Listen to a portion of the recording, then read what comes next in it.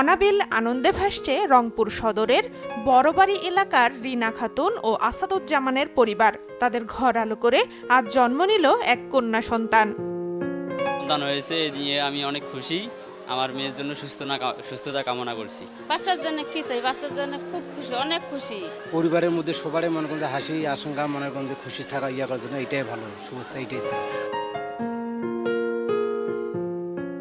নবজাতক ও তার পরিবারকে শুভকামনা।